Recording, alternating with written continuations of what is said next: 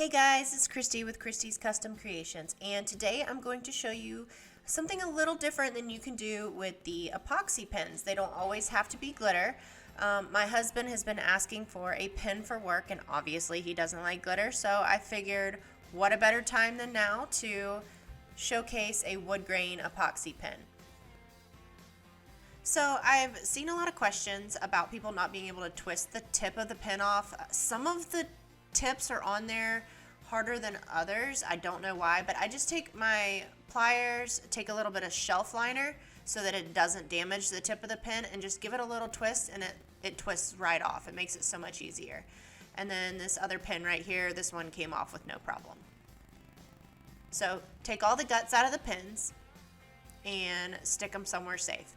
I keep all of my pen guts in a gallon-sized Ziploc bag together just so I don't lose anything.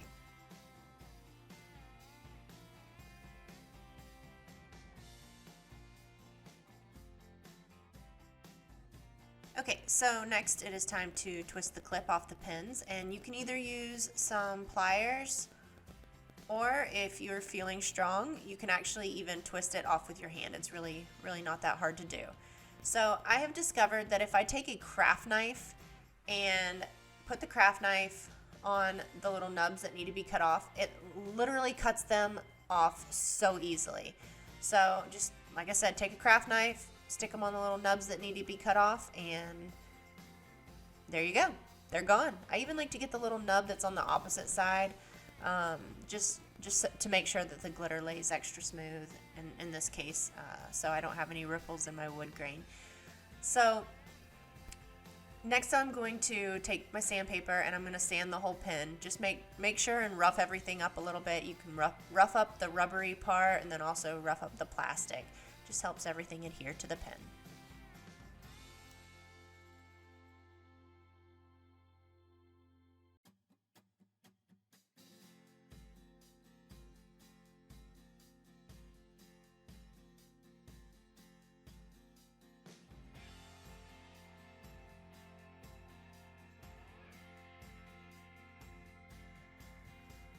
Now that I'm done sanding, I just wipe the pens really quick with my hand just to get off any kind of crazy excess dust that's on there. But then I also take a damp paper towel. These are just like the blue paper towels you can find at Lowe's or Home Depot. It's just a little damp, and I'm going to use that to wipe off any excess dust from the sanding. So after that, I'm going to put the pens on my 1/4 inch dowel rods. They fit perfectly on there, and we are not going to paint at this point. The pens have a lot of little grooves and everything that would make the wood grain look funny. So before we paint, we're going to put a layer of epoxy on the pens just to make sure that everything is nice and smooth prior to painting and wood graining the pens. So I'm going to take my little finger cot here, and everything I'm using, I'm going to put a link down in the description box too. So you can find it all on Amazon. Great one-stop shop for all your crafting needs. So like I said, I've got a little finger cot. I mixed up quite a bit of epoxy here because the glitter pens that are spinning in the background, I'm going to be putting some epoxy on those as well. So I mixed up more than necessary for what I've got going on here. So just when you spread the epoxy on the pens, be super careful. Start at the center of the pen and push out. You don't want to start at the edge of the pen and come in, because if you do, then you may push epoxy up into the pen, which will make it hard to get back together. It'll also make the pen stick to the dowel rod and make it very difficult to get off. You don't want to get anything inside the pen at any time. So I'm doing the same thing with the second pen, just putting some epoxy on. You don't need a whole lot, just enough to cover it so that it's nice and smooth. And as I said before, be super careful around the edges of the pens. Start at the middle with your finger and work your way out from there. I'm also going to make a quick pass with my blowtorch on the pens before I set them to spin, just to make sure that the epoxy is nice and smooth. You can see them spinning here. Also, if you'd like to see how I make the glitter pens, I will put a link down in the description box. So now I let my pens spin for about 8 hours or so, and they are dry. They're ready to paint. I like to paint with a flat white Rust-Oleum spray paint. So once I have them spray painted and dry, it is time to start wood graining them. So for all of my wood grain cups and now pens, I like to use the color Ginger. It is by Tim Holtz alcohol ink. It's a Ranger ink. And you start by just putting a little strip of the alcohol ink down the pen. Hold the pen at a little bit of an angle. And I use a 1-inch chip brush. You can find these chip brushes on Amazon along with everything else. The link will be down in the description box below.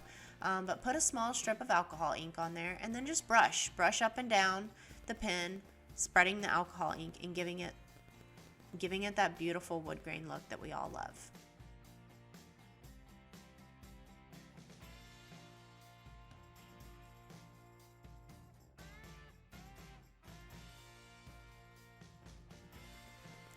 This part is a little bit lengthy because I like to get my wood grain look perfect. So I do this multiple times with putting the alcohol ink on the pens and just brushing it up and down. So while this is happening and this long part of the video, I'm going to go ahead and mention, if you haven't seen my other video about making the glitter epoxy pens, they are absolutely stunning and so much fun to make. So I will drop a link to that down in the description box. So be sure to check that out. And I'm going to go ahead and get started on this second pen. Another thing that I like to do is I'll get a good initial coating of alcohol ink on the pens, and then I'll let it dry for just a little while before I start on a second coat. And by doing that, it gives the pens a really nice deep textured wood grain look, and so that's just the way I like to wood grain. Also, I do have a video on my channel about how I wood grain cups.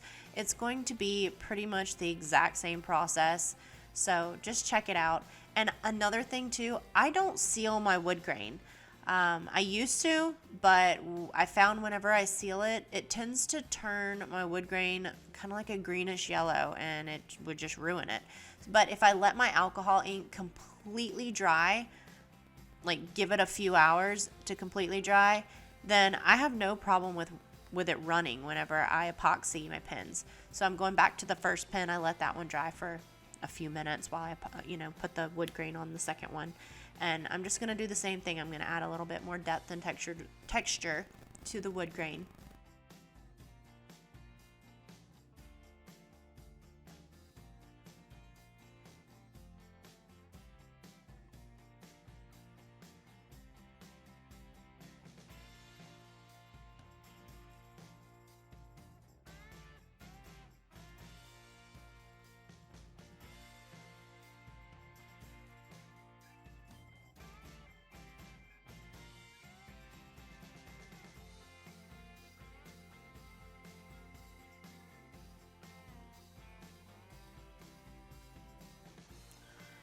I want to mention that your wood grain doesn't have to be perfect.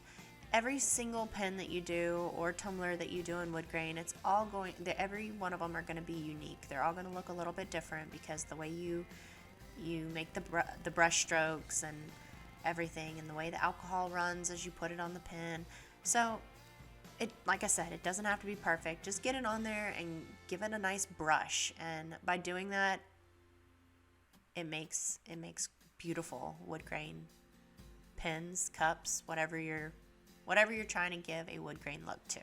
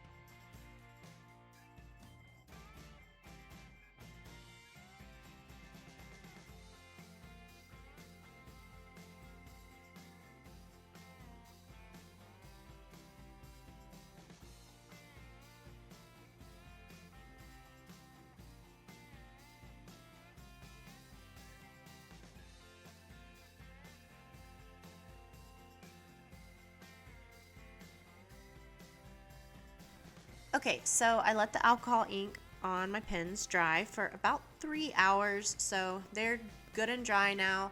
And I've mixed up a little bit of epoxy. I think I only mixed up about 5 milliliters. You don't need hardly much at all with these pens. And 5 milliliters honestly is way more than I really need to put a light coat of epoxy on both of these pens. So I'm just going to apply the epoxy with my finger caught on. No need to waste an entire glove for 2 little bitty pens. And like I said before, I can't stress it enough, be super careful around the edges of the pen. You don't want to get epoxy down on the dowel rod. You don't want to get it in the top of the pen so that your clicker won't go back into place. So just be careful, start at the center and push out.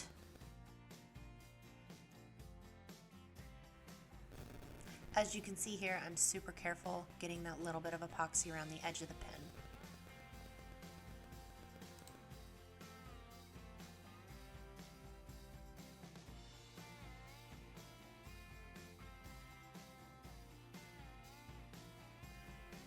Now that I have the pen spinning, I make a super quick pass with my blowtorch just to pop any micro bubbles and make sure that epoxy flows nice and smooth.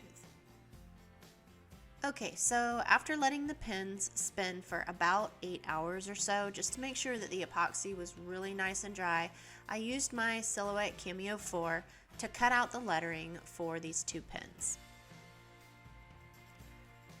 Just going to go ahead and weed the lettering, weed the vinyl, and I like to use Oracle 651 vinyl, and I just chose white for these, just make it super simple and make the lettering pop.